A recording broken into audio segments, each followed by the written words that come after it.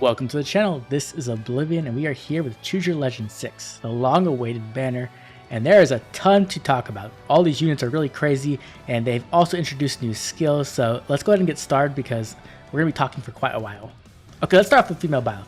Her weapon, Inner Wellspring, is going to accelerate special trigger count -1, and at the start of turn, if she's within 2 spaces of an ally, she's going to grant null follow-up to herself, and also a Times Pulse effect, which is very cool and very powerful, especially considering she has a unique preference skill. She's also going to grant herself +5 to all stats, and she's going to give herself another additional -1 special cooldown after combat if she either initiates combat or if she has an ally within 2 spaces. Then we have her preference special, Divine Pulse, and this is going to boost her damage by 25% of her speed, reduce damage from the foe's next attack by 75%, and her next attack will do damage equal to 20% of her speed, but it does reset at the end of combat. And then lastly, we have Speed Preempt 3, so this is going to inflict speed -4 on the foe during combat, and if they use bow, dagger, magic, or staff, and her speed is greater than theirs, she will counterattack before the foe's first attack. Okay, so now that we have all the pieces of Brave Byleth, let's talk about her playstyle and how powerful she really is. First of all, I want to say, when I saw Preempt 3 on her build, I thought it was Vantage 4, and I literally lost my, I freaked out so hard, it wasn't even funny. But unfortunately, it was not. Either way, female Byleth does seem very powerful, but she does have a very unique playstyle they're trying to push, where she is kind of a Vantage colorless flying mage. Essentially, the way this will work is that the foe will initiate combat, she'll be able to attack first, she will then unleash her special Divine Pulse, dealing 25% of her speed as damage, and then if she doesn't kill them there, she'll actually get 75% damage reduction against their next attack. So it's actually pretty well constructed, because a lot of times what Vantage units struggle with is that they can't kill with the first hit and then they die to the second hit. The thing you do have to worry about though is if she does trigger Deadeye or Lethality by attacking first, so that is something you have to consider. But the cool thing is that even after that, she'll still do 20% of her speed as true damage on the consecutive hit after that. So if she can't kill in one hit with her special, she'll do more damage on the second hit. And the other thing is if they can counterattack, right? So if they hit her back, it will actually recharge Divine Pulse, so she'll do it again. So what she'll actually do on the second hit, she'll do 25% of her speed as damage, but then she'll also do an additional 20% true damage based off her own speed. So she's actually going to do a ton of damage. This unit has a lot of power. It might not seem like it because they have a weird playstyle for her, but she's going to pump out damage insanely hard. And the cool thing is she has a very powerful stat line, so you don't even need to play her as a Vantage unit if you don't want to. So we have her stats. She has 39 HP, 55 attack, 43 speed, 26 defense, and 24 resistance. So she has a very offensive stat line, but because she has damage reduction built into her special, it's not really a problem because she's going to be able to survive as long as someone doesn't proc a Lethality or a Deadeye in her face. So she's going to be able to go in, hit really hard, and then blow them up on the second hit. And the cool thing is, if you want to, you can just take out the Speed Preempt 3, and you could put something like a Trace skill in there, and she's going to be a very powerful offensive unit who's going to be able to just go in, hit an enemy, destroy them probably, and then use a Trace skill to possibly get out. And she might be usable as a Vantage unit. I'm not sure quite yet. We're going to have to try her out to see how much damage she can actually put out, and she's able to get through things. Because one problem she does have is she doesn't have any type of damage reduction penetration. So if she runs into let's say a dragon with Dragon Wall, her resistance is super low. So she might not be able to kill even with all the damage from her special. So overall, I'd say female Byleth does look very cool and unique and powerful, but I'm just not sure exactly where she'll fit in when it comes to the meta. I'm not sure which modes she'll excel in, but she does seem very powerful and she probably will be a lot of fun to play with in Ether raids. Next, let's move on to our boy Seliph. So here is Seliph, and he looks amazing. I love his art so much. Probably because it's done by Water, right? I can't resist Water's art. But I am very, very, very disappointed that he is another sword cav unit. We've already had, base Seliph is a sword unit, and then legendary Seliph is also a cav sword. So it's really disappointing that ways, but he is very strong. So let's go ahead and check out his weapon. So we have Holy Tide Tirfing. Enables Canto 2, accelerates special trigger count -1. If unit or foe initiates combat after moving to a different space, grants +5 to all stats to unit during combat, and deals damage equal number of spaces moved equals number of spaces moved by whoever initiated combat, max 4 times 10% of foe's defense, except AoE specials. And also if unit's HP is greater than 25%, you get a miracle effect. So this is actually very powerful. So the thing is, right, he's going to get the +5 to all stats, that's pretty normal. But then if he engages, so if he uses his full movement to engage, which he can get to 4 spaces of movement, he's going to get 40% true damage based off the foe's defense. So let's say the foe's defense is 50, he's going to get 20 true damage per hit. That's a ton of true damage. He's going to hit really hard. And the cool thing is that he has a miracle built into his weapon, and it's not like Ymir's miracle where it's like a dynamic HP range where like you have to check on every attack if you're above 75% HP. His is at the start of combat, which is much more powerful. So Seliph has a base HP of 40. As long as he has 10 HP or higher, he's going to have that miracle effect, which means it's going to be way more difficult to take him down. And because he also has access to no follow-up, he's going to be able to get that second hit in and hit like a truck. Like, Seliph actually is quite powerful as a unit, so I'm very happy they did that at least. Now let's go ahead and check out the new inheritable A skill, Attack Speed Clash 4. So if unit or foe initiates combat after moving to a different space, grants bonus to units' attack and speed during combat equals X plus 6. X equals number of spaces moved, max 4. And if it's more than 2, he'll neutralize his penalties to attack and speed during combat. So this is really cool because no matter what, you're getting plus 6 to both attack and speed, which is very solid. Like that's like almost Swift Sparrow 3, right? Swift Sparrow 3 only gives 7 speed, so it's only a 1 speed difference. But you can get up to 10 attack and speed, which is very powerful. So I am interested to see who can inherit this. Not only that, if it's more than 2, so like most units can move 2 spaces, except for armors, I guess. And then you're going to be able to neutralize your penalties to attack and speed, which is a very big deal because that's one of the big ways that you can kind of shut down an offensive unit. So this makes Seliph really powerful. And he has a good stat line too. He's 40 HP, 59 attack, very high attack. Speed is 41, which is very solid. Defense is 37, which is solid. And then he has lower resistance at 18. But because of the miracle effect, that probably won't be the biggest deal. Now let's go ahead and check out his preference C skill. So here we have Air to Light. So at start of turn, if unit is within 2 spaces of an ally, grants attack and speed plus 6, which is a visible buff, and null follow-up to unit for 1 turn, and unit can move 1 extra space. So this is very powerful, right? This is going to allow Seliph to be a very powerful engagement unit. He's going to be able to charge in up to 4 spaces, very similar to Legendary Sigurd, and he's going to be able to just hit people extremely hard with that true damage. And then he also has Canto 2, so he can get out if he needs to. He's also going to be able to buff himself up, and because of his A skill, he's also going to make sure that his attack speed don't get like penalized in any way, and if they do get penalized, it'll get neutralized. So like if he gets panicked, it'll just neutralize those penalties, which is very solid. The other thing is that he gets null follow-up, which is very powerful on cavalry units, obviously, because they don't typically have access to that. And it also means that he opens up his B skill, so he doesn't need to run a flow skill. He can run something like a lull, which will give him more stats and also cancel out the foe's bonuses, which is very good. So overall, I think Seliph is actually a very powerful offensive sword cav. He's going to be able to do a ton of damage and also survive a lot of things, which means a lot. Now, the problem is that there is some very stiff competition in that exact movement type, as we have someone like Legendary Nana, who's going to just be able to do more damage than Seliph, in my opinion. The fact that she can get past damage reduction, her true damage is based off her own attack stat, it's a lot. It's going to be very powerful. So it is going to be like some stiff competition. I'm not completely sure if he's going to be able to like take Legendary Nana's spot or if he's going to be able to be as good as Legendary Nana. But the difference is that he's going to be much more difficult to kill with that miracle effect. And that does mean you can take advantage of him in some cool ways. Like you can run him as like a Gale Force unit technically, right? And because of that miracle, he can go in, kill someone. If the counterattack would kill him, he'll survive. And then he'll be an amazing Wings of Mercy magnet. So it's very cool. He's a very cool unit. And so even though he is a sword cav, I am very happy overall with how Seliph turned out. Okay, next we have Brave Tiki, and I'm going to be honest, her art looks amazing, but I hate it. I hate it with a passion. Why did they do this? Why can't they ever just give the players what they want? Like, the players voted for adult Tiki, and like they just couldn't resist putting in baby Tiki somehow, and so they had to dress her up like baby Tiki. I'm very not happy with this. I don't like it at all. Even though the art is very well drawn, like I'm not complaining about that. I just don't like that they can't listen to what the players want, right? They could have dressed her up like Naga, and she would have looked great. So I'm very disappointed with that. But let's go ahead and check out her weapon.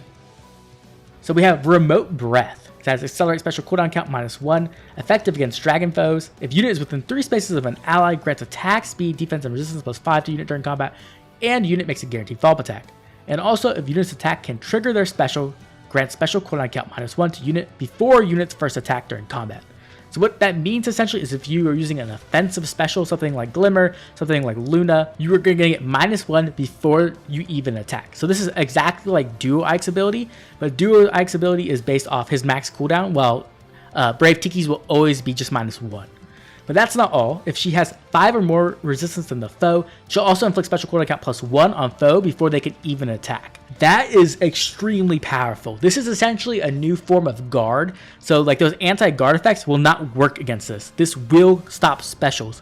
And this is just ridiculously powerful. Like I really can't understate how good this is. If someone comes at you with like a lethality or a deadeye, this is going to turn it off. It's going to just shut it off. Duo Chrom's running at you with a deadeye, not anymore. It's just going to be turned off. He'll hit you for normal amount of damage, right? This is very, very powerful. Not only that, if you're running a 2 cooldown special like Glimmer or like Moonbow or something like that, she's going to be able to activate it on that combat, right? So she's going to be able to smack them really hard. The bad thing for me is that she is an infantry green dragon. So this breath would actually be phenomenal. It would be stupidly broken on an armored unit who could be a save unit. Now, I know that's probably not the best thing because saves are dominating the meta right now. But even so, this would make Tiki a phenomenal save unit, because the reason why people have to run Hardy Fighter is because of those pre-charged specials, and Tiki could just turn that off, and so she could run something different, which would make her a very good armor. Now the problem is that she is green, so Duo Chrom would be able to smack the crap out of her. But even so, I think she would be an amazing unit. But let's go check out her new inheritable A skill, Attack Res Finish 4. So if unit is within 3 spaces of an ally, you get attack and resistance +7 to unit during combat, and also if your special is ready or your special is already triggered before or during combat, you're going to get +5 true damage during combat. So each of your hits will do an additional 5 damage. And then also whenever you deal damage to a foe during combat, you'll also restore 7 HP. So this is a very powerful tier 4 A skill. You're getting attack and resistance +7, just base, right? And then if your special is ready, so if you have a way to charge that up, right, you're going to get +5 true damage per hit. So that's like up to +10 true damage. And you're also going to heal 7 HP per hit. So that's a lot of healing. Now, the major restriction is going to be that you need to be within 3 spaces of an ally. There's no other condition to get this. So it's going to be better on like tanking units and less player phase units, right? Like on a player phase unit, a lot of times you're going to run out of the way of your allies completely and not be able to get this effect. But if you're like a tanking unit, this is very, very powerful. This is amazing. So someone like Medius is going to love this skill. This is probably going to be his best A skill now. It's just very powerful. Like, it's ridiculously good and honestly fits Tiki perfectly. Now we have her new preference B skill, New Divinity. At start of combat, if her HP is above 25%, she's going to inflict attack and resistance -5 on the foe during combat. So that's essentially +5 attack, +5 defense, and +5 resistance in her B skill, which is amazing. That's very good. And then she's also going to reduce damage from attacks during combat based off her resistance. So if she has 10 more resistance than her foe, she'll reduce the damage by up to 40%, which is powerful, right? It's like essentially Dragon Wall. And then also, if her HP is above 40% at the beginning of combat, the foe cannot make a follow-up attack. So this is just an amazing preference B skill. It's going to give her pretty much everything she wants. Honestly, like if she was just an armored unit, this would be phenomenal. This is like some of the things that Fallen Rhea really wanted, in my opinion, right? One of the big problems with Fallen Rhea is that she cannot deny the foe's follow-up attacks. So like this is just very, very good. Like honestly, this makes her like an amazing unit. So overall, I do think Tiki is going to be a great tanking dragon unit. The problem is that she is infantry, and nowadays infantry tanks just don't do as well, right? And the reason for that is just saves exist, and saves just tend to be better. So I think she'll be an amazing unit. She'll probably be annoying to deal with. Like maybe she'll be like a good frontline unit in some game modes, or you can just have fun with her, to honest, and like eat the raids or something like that. But the fact that she's an infantry unit actually holds her back, in my opinion, even though she would be like weak to Duo Chrom because she's green and armored unit. Her weapon is just so amazing that I think that she would still find a place in the meta. And the other cool thing is that she is a dragon, and they just released Dragon Distant Counter, so you don't have to even use her A skill for Distant Counter anymore. You can just throw that in her seal, and you can take advantage of her new tier 4 A skill, so that's really cool. I think she's going to be a great unit, and I'm just not exactly sure where she's going to be like in the meta, where she's going to show up and where she's going to be able to like influence it anyway. But she is very powerful, so I wouldn't be surprised if we do see some of her. And then lastly, we have Brave Chrom himself, and his art looks interesting. I'm not sure if I like it or if I dislike it yet. Maybe it will grow on me. I think like the neutral animation looks a little bit weird around his face, but his attacking animation looks really good. Anyway, so he is a Lance Cav. And let's check out his preference weapon that I cannot pronounce, and I'm not going to try to. So it has Accelerate Special Trigger, count -1, effective against armor foes still. If unit initiates combat, or if she's within 2 spaces of an ally, he's going to get attack and speed, defense, and resistance plus X during combat, which is X equals the number of bonuses and penalty effects active on unit ×2 plus 5. So I saw this, and I was just like, holy crap, this is the most broken unit ever. But then it says excludes stat bonuses and stat penalties. So that's very much a big downside, to be honest. But even so, it's very powerful because it's just a base +5 to all stats. So that's pretty typical of weapons nowadays. And it has a lot of potential to go much higher, right? You can get a lot of bonuses quite easily. But then he's also going to have damage reduction against the foe's first attack by 40%. And also, if a bonus is active on him, he's going to get special cooldown per attack. So this is like a breath effect essentially, right? Every time he attacks, he's going to get +2. And so whenever the foe hits him, he's also going to get +2. So that means he's going to be really good at running like bigger specials. Like he can take advantage of 3 cooldown specials extremely well, as he'll be able to go in, hit, charge the 3 cooldown special, and even if the foe can't counterattack, he'll still be able to hit with something like a Luna, right? And he can also use like 5 cooldown specials really well, so something like Ether or Gale Force, right? He can go in, hit, get 2, his opponent hits him back, he gets 2, and then he can just charge off an Ether. So he's very good at that. He's going to get a ton of stats, and that is just the first cool thing about him. So it's a very unique weapon already to begin with, but Chrom's about to get a lot more unique. So let's go ahead and check out the new inheritable C skill, Infantry Speed Tactics. So this caught me completely off guard. So it's at start of turn, grants speed +6 to allies within 2 spaces for 1 turn, and no follow-up to infantry allies within 2 spaces, but only if the tactics condition is met, which means you can only have 2 of each movement type on your team. Now, we just got infantry no follow-up on Ascended Celica, so I was kind of confused, and I did not understand why he had that, considering he's a cav unit, but it makes a lot more sense once you understand his preference assist skill, right? So this is a cool, very cool effect, right? Like, it's very unique. I want to inherit it to somebody. I don't know if I'm going to put it on Brave Lucina maybe, so that she can use it with all the Ikes, but it is a very cool and unique skill. But let's move on to a Fate Changed. So he has a new preference assist skill, and it is very similar to Change Fate, but it works a little bit differently, right? So essentially, it's going to be a reposition, but when he repositions his ally, any bonus that they have on them, he is now going to have.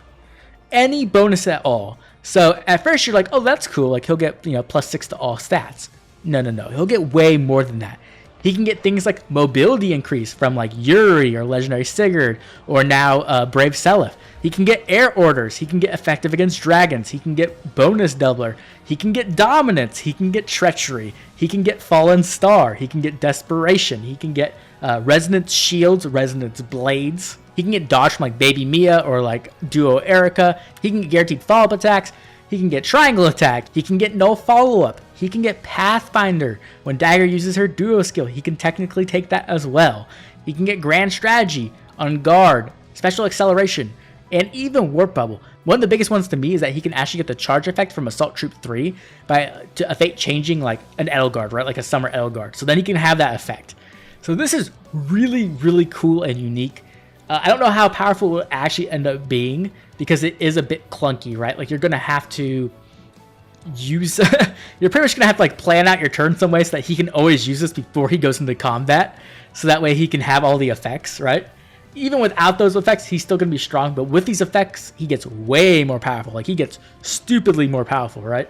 So this is really unique and cool. And of course he is a cav unit, and we were talking about me and Tasha were talking about like having to change fate essentially on Brave Chrom, and him being a cav unit, just having 3 movement and being able to do that is going to be super annoying and difficult to deal with. Now, luckily for us, he is a melee unit, so that's one positive, right?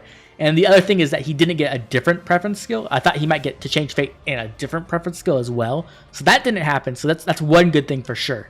But either way, Chrom is just a very unique and powerful unit, and he's going to be able to do a lot of crazy things. You're going to see a lot of very interesting plays. I don't know how meta he will be. He can be very good on like Gale Force. Obviously, he's an excellent Gale Forcer. He's going to probably be good in Summoner Duels. I'm not completely sold yet. I'm not sure yet. But he's going to be pretty powerful. The cool thing is that he also just gets a ton of stats, right? Like if you use him with like someone like Aster, right, who gives him like Resonant Shields and Resonant Blades, he's just going to get a whole bunch of like bonuses on him. And the more bonuses he gets, the more powerful he gets, right? Because there's no cap. They didn't put a cap on the stats on his weapon, which is kind of absurd, right? Like, because you have a base +5, but with just Aster, you're already getting another +4, right? And then you get like infantry no follow-up. That's another 2, right? And then like anything really, you're just gonna start going off, and you're gonna be able to have like a ton of stats on this unit. So he's gonna be a big powerhouse unit. He's gonna be able to put out a lot of damage. Now the major thing with Chrom, of course, is that he is missing things, right? He doesn't have no follow-up. He doesn't have like true damage or things like that, but he does have access to them technically through his preference assist. So a lot of Brave Chrom's potential is actually going to be based on what kind of team you build around him and how you effectively use his preference assist skill. So he's a very unique and cool unit, and I'm very interested to see how he is used, and get to use him myself once he comes out. The other thing we have to talk about, of course, is the GHB, and we are getting Jeralt. And Jeralt looks good. He does have a preference weapon, Breaker Lance, which is nice. He has attack defense catch 3 and distant guard 2. His stat line looks really solid, 41 HP, 62 attack, which is massive. He probably has attack on his weapon, so it's probably like a 19 might weapon or something like that. Then 26 speed, so he's quite slow, 39 defense, high bulk, and res 30 as well. So he's quite optimized for a defensive lance cav. We'll have to see what his preference weapon does to see how good he actually is. But I am happy he's just in the game. I'm very happy with that. Though I do wish that it was a Tellius unit as it was every other year. I was really hoping Stefan would make it in, but unfortunately not this year. The only other things to talk about, of course, is that you're going to be able to choose any of these units for free as a free gift from IS, like every other Brave Banner, as well as there's 4 sparks, so you can go in and get up to each one of these units on a spark and get 4 celestial stones as well. So if you do want to drop a lot of orbs, there is a good incentive at least. Though a lot of these units will come back a lot, they typically do get re-ranned a ton throughout the year. They also confirmed that we are getting a Dragon Flower increase. Unfortunately, they did not decrease the price of any of the upgrades, so I'm very unhappy with that.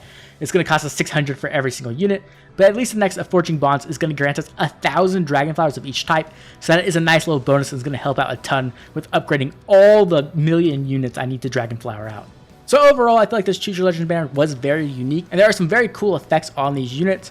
I am a bit underwhelmed if I'm being completely honest. I thought that they would push more power on this banner, which, you know, is pretty typical of a Brave banner. Typically, they are the newest, most powerful units, right?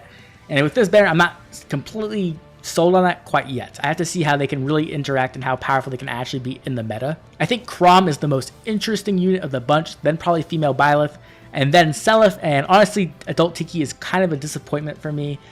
She is quite powerful as a unit, but I feel like she just doesn't have the best role to fit into as it is right now, and she would have been much better off as an armor unit. Anyway, those are just my ideas and my opinions on the banners. I'd love to hear what you think of this banner. Which unit do you think is the most powerful? Which unit do you think has the best art? And which unit are you planning to choose for your free unit? Make sure to drop a comment down below, let me know. This has been Oblivion, I'll catch you all later with more Fire Emblem Heroes.